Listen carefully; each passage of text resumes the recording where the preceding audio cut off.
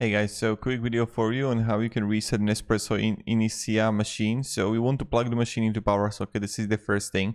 When you're gonna have it in power socket, don't do anything. What you want to do, just press and hold the lungo button for 5 seconds. Is this one right here. So you see that.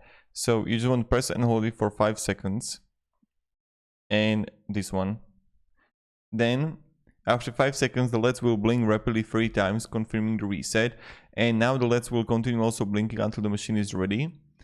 And then you just want to check it by testing the factory settings. So espresso button, lungo button, power mode, you want to check it all. So if you have actually these. So that's what you want to do, and this is how you're going to reset it. Super simple. But when you're going to plug the machine, you don't want to have it like turned on, have it completely off. When you're going to plug the machine, just press and hold the lungo button for 5 seconds.